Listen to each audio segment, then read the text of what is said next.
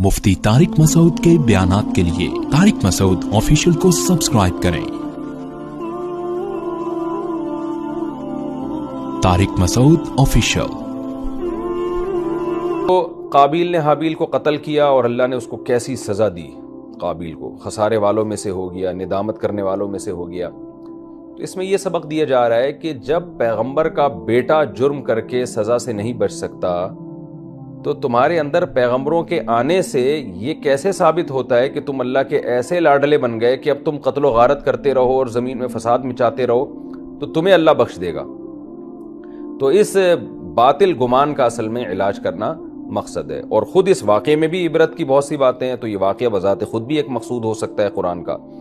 تو وہ قرآن یہ واقعہ بیان کرتا ہے کہ وَاتْلُ عَلَيْهِمْ نَبَأَ ابْنَيْ آدَمَ بِالْحَقِّ، اے نبی آپ ان کو آدم کے دو بیٹوں کا واقعہ بیان کیجئے ٹھیک طور پر، یعنی صحیح طرح سے کھول کے ان کو بیان کیجئے۔ وہ واقعہ کیا ہے؟ وہ صحابہ کرام سے اس کی تفسیر منقول ہے حدیث کی مختلف کتابوں میں۔ وہ تفسیر یہ ہے کہ قابیل اور حابیل، آدم علیہ السلام کے بہت سے بیٹے ہوں گے جن میں ایک کا نام قابیل اور ایک کا نام حابیل تھا۔ تو ہوتا یہ تھا کہ آدم علیہ السلام کے جڑواں بچے ہوا کرتے تھے اماں حوا سے، ایک لڑکا ایک لڑکی۔ تو جو لڑکا اور لڑکی اکٹھے پیدا ہوتے وہ ایک دوسرے کے بھائی اور بہن سمجھے جاتے تھے، اور جو جڑواں نہیں ہوتے تو وہ ایسے جیسے کزن کا رشتہ، اہل اسلام میں جیسے کزن کا رشتہ ہوتا ہے نا، تو ان کو تاکہ نکاح کا سلسلہ چلتا رہے، کیونکہ آدم علیہ السلام کے بچوں کا ظاہر ہے نہ کوئی خالہ زاد نہ کوئی چچا زاد، اس وقت تو رشتے ہی نہیں تھے، صرف اماں حوا اور آدم علیہ السلام تھے، تو میاں بیوی تھے، تو ان کے جو بچے پیدا ہوں گے تو وہ بہن بھائی کہلائیں گے، ان کا نکاح نہیں ہو سکتا۔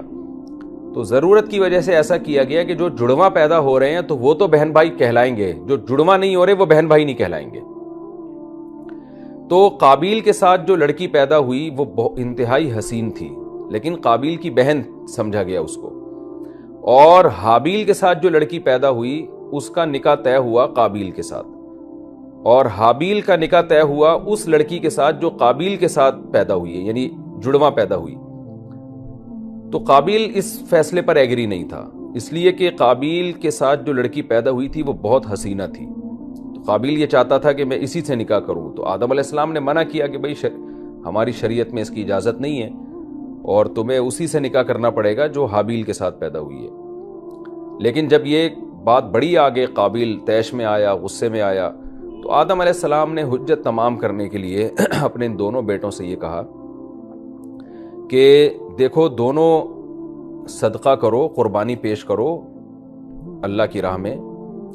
تو جس کی قربانی کو آگ آسمان سے آ کے کھا جائے تو یہ سمجھا جائے گا کہ اللہ نے اس کی قربانی قبول کر لی ہے اور وہ برحق ہے،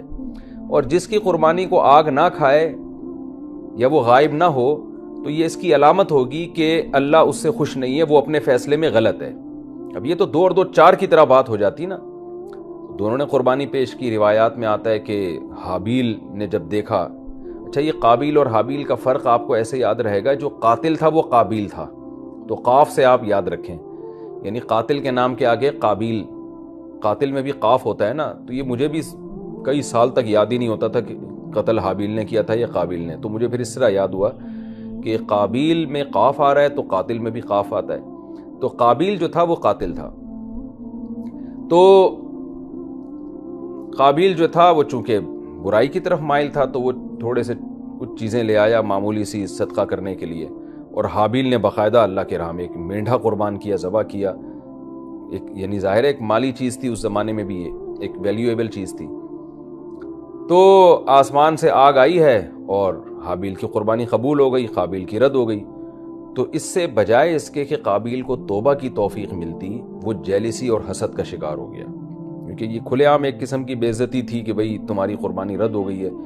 تو اب بجائے اس کے کہ توبہ کرتا، اللہ سے معافی مانگتا، اللہ تو بڑے غفور و رحیم ہے، معاف کر دیتے اللہ، آئندہ اس کی قربانی بھی قبول کرتے، لیکن ایسے موقع پہ قابیل میں بجائے تواضع پیدا ہونے کے، توبہ استغفار کے، وہی کام ہوا جو شیطان سے ہوا تھا کہ آدم کو سجدے سے انکار کیا۔ جب اللہ نے آدم علیہ السلام شیطان کو کہا کہ میرے دربار سے نکل جا، تو بجائے شیطان توبہ کرنے کے اور اکڑ دکھا رہا ہے۔ تو یہاں بھی قابیل نے یہی کیا، قابیل نے کہا کہ میرے بھائی حابیل کی وجہ سے مجھے یہ بے عزتی اٹھانی پڑی ہے، تو قابیل نے حابیل کو دھمکی دی اور کہا کہ میں تجھے قتل کر دوں گا۔ جب حابیل کو پتہ چلا کہ قابیل مجھے قتل کرنا چاہتا ہے تو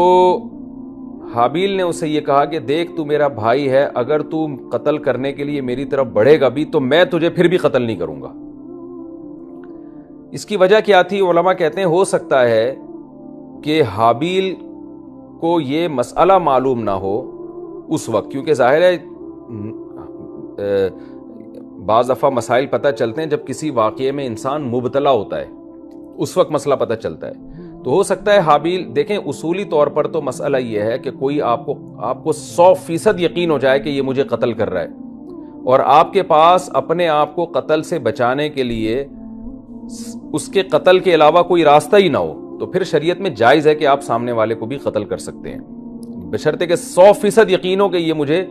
قتل کرنا چاہتا ہے اور میرے لیے خود کو قتل ہونے سے بچانے کے لیے سامنے والے کے قتل کے علاوہ کوئی آپشن میرے پاس ہے ہی نہیں، تو ایسی صورت میں جائز ہے۔ تو عین ممکن ہے کہ حابیل اس مسئلے پر پوری طرح مطلع نہ ہوا اس وقت، اور وہ یہ سمجھ رہا ہو کہ بھائی جیسے قابیل مجھے قتل کرے گا، میرا بھائی ہے تو گنہگار ہوگا، تو ایسا نہ ہو کہ میں بھی اسے قتل کر کے گنہگار ہو جاؤں، یا وہ یہ سمجھتا ہو کہ میرے لیے بھائی کو قتل نہ کرنا بہرحال ثواب کی بات ہے۔ تو کنفیوژن بھی ہو سکتی ہے اس کو، اور یہ بھی مسئلہ ہو سکتا ہے کہ اس کو مسئلے کا پوری طرح علم نہ ہو۔ تو بہرحال حابیل نے یہ ارادہ کیا کہ بھائی میں اپنے ہاتھ کو اپنے بھائی کے خون سے ملوث کسی صورت میں بھی نہیں کروں گا،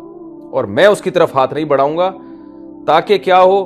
کہ کل قیامت کے دن میں اللہ سے کہہ سکوں کہ اللہ میں اپنے محرم رشتے اور اپنے بھائی کے رشتے کا میں نے خیال کیا، انسانیت کے رشتے کا میں نے خیال کیا۔ تو یہ اس کا ایک جذبہ تھا۔ باقی شرعی مسئلہ کیا ہے وہ پھر میں آخر میں انشاءاللہ بیان کروں گا، کس صورت میں قتل جائز ہے، کس صورت میں افضل ہے کہ سامنے والے کو قتل کرنے کی کوشش کی جائے، کس صورت میں افضل یہ ہے کہ قتل نہ کرنے کی کوشش کی جائے۔ وہ شرعی مسئلہ کیا ہے وہ میں انشاءاللہ بعد میں بیان کرتا ہوں۔ تو اللہ فرماتے ہیں وَاتْلُ عَلَيْهِمْ نَبَأَ ابْنَيْ آدَمَ بِالْحَقِّ، اے نبی آپ آدم کے دونوں بیٹوں کی خبر ان کو بیان کریں ٹھیک طور پر۔ اِذْ قَرَّبَا قُرْبَانًا، جب دونوں نے ایک قربانی پیش کی، فَتُقُبِّلَ مِنْ أَحَدِهِمَا، دونوں میں سے ایک کی قربانی سے میری مراد، یعنی قربانی سے قرآن کی مراد صرف جانور ذبح کرنا نہیں ہے، یعنی ہر وہ چیز جس سے اللہ کا قرب حاصل کیا جائے۔ تو صدقے کو بھی اس لحاظ سے قربانی کہا جاتا ہے کہ وہ بھی اللہ کے قرب کا ذریعہ ہے۔ دونوں نے صدقہ پیش کیا، فَتُقُبِّلَ مِنْ أَحَدِهِمَا، ایک کا قبول کر لیا گیا یعنی حابیل کا، وَلَمْ يُتَقَبَّلْ مِنَ الْآخَرِ، دوسرے کا یعنی قابیل کا قبول نہیں کیا گیا۔ قَالَ، تو قابیل نے کیا کہا طیش میں آ کے، حسد کا شکار ہو کے، لَأَقْتُلَنَّكَ، میں ضرور تجھے قتل کروں گا۔ یہ قسم کے معنی دیتا ہے، یعنی نون جب تاکید کے ساتھ ہو اور شروع میں لام بھی لگ جائے تو اس میں قسم کا معنی کہ اللہ کی قسم میں تجھے قتل کروں گا۔ قالا، تو حابیل عذر پیش کرتا ہے کہ بھئی تو اس بیس پہ مجھے قتل کرنے کا ارادہ کر رہا ہے کہ تیری قربانی قبول نہیں ہوئی ہے،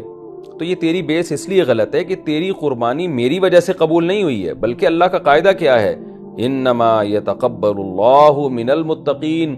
اللہ قبول کرتا ہے پرہیزگار لوگوں کی طرف سے۔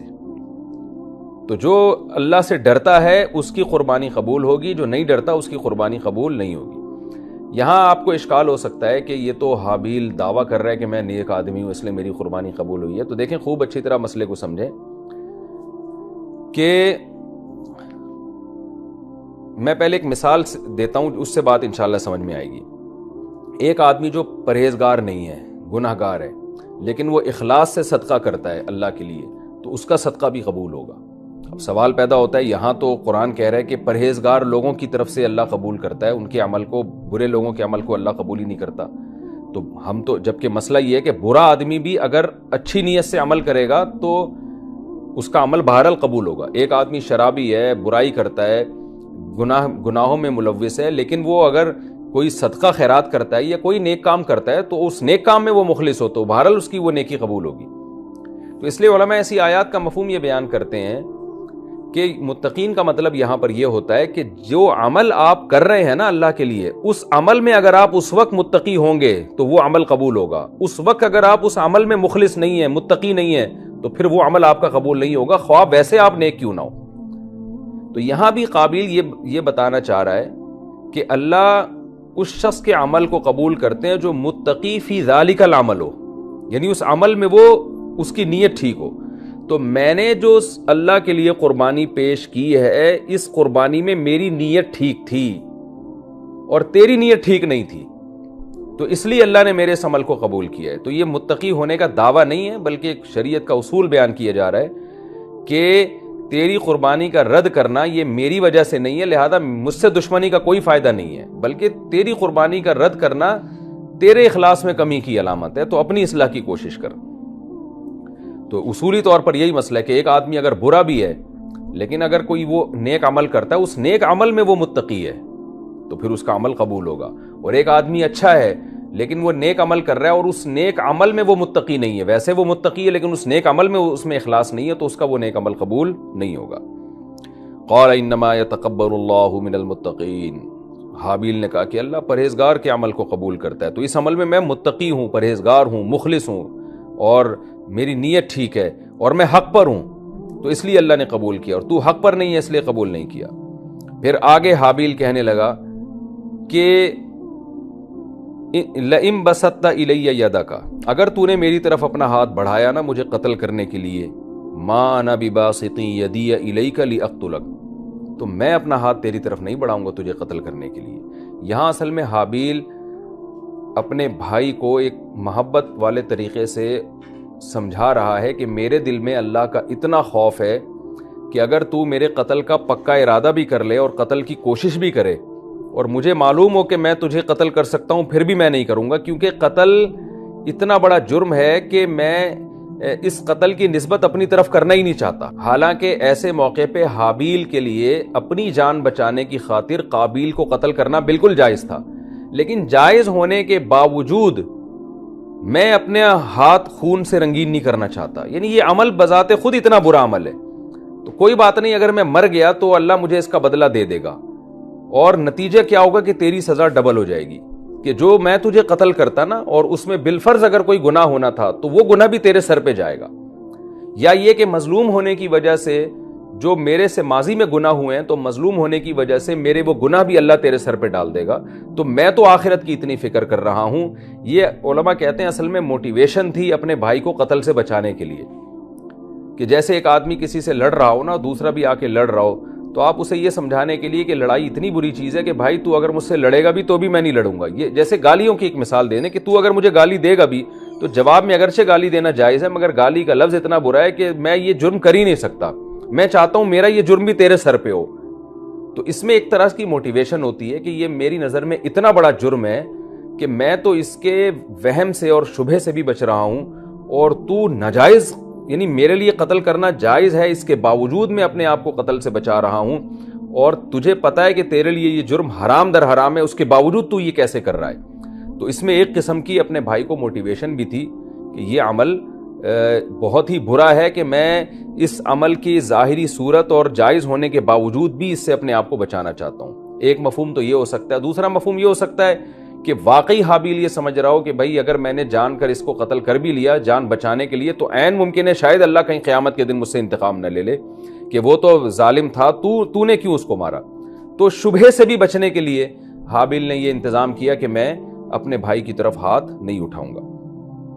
لئن بسطت الی یدک، اگر تو نے میری طرف اپنا ہاتھ بڑھایا کہ تاکہ تو مجھے قتل کر دے، ما انا بباسط یدی الیک لاقتلک، میں اپنا ہاتھ تیری طرف تجھے قتل کرنے کے لیے نہیں بڑھاؤں گا۔ کیوں؟ انی اخاف اللہ رب العالمین، میں تو رب العالمین سے ڈرتا ہوں۔ انی ارید ان تبوء باسمی واسمک، اور اگر تو پھر بھی مجھے قتل کرنا چاہتا ہے تو میں یہ چاہتا ہوں کہ تو میرے اور اپنے گناہ کے ساتھ لوٹے قیامت کے دن، یعنی یہ جرم میں اپنے کندھے پہ نہیں رکھنا چاہتا، بلکہ میں وہ طریقہ اختیار کروں گا کہ اگر تو مجرم بننا ہی چاہتا ہے تو جو میں نے تجھے قتل کرنے کا جرم کرنا تھا نا اپنی جان بچانے کے لیے، تو وہ جرم بھی تیرے کندھے پہ آ جائے، یعنی قتل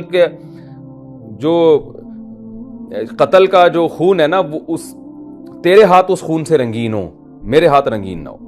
اور ایک مفہوم یہ بھی ہو سکتا ہے کہ جیسے کہ حدیث میں آتا ہے کہ جو بھی مسلمان کسی دوسرے پہ ظلم کرے گا تو قیامت کے دن مظلوم کے گناہ ظالم کے کندھوں پہ ڈالے جائیں گے۔ تو یہ بھی مطلب ہو سکتا ہے کہ حابیل یہ کہہ رہا ہے کہ میں یہ ارادہ کرتا ہوں کہ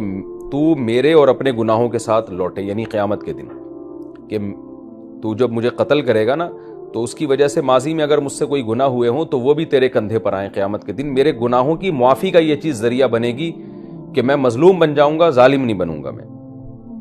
فتکون من اصحاب النار، جس کا نتیجہ یہ نکلے گا کہ تو آگ والوں میں سے ہو جائے گا۔ میں اپنے آپ کو آگ والوں میں شامل نہیں کرنا چاہتا، ہاں میں یہ ضرور چاہتا ہوں کہ میری بخشش ہو جائے، اور اگر تو نے قتل کا ارادہ کر ہی لیا ہے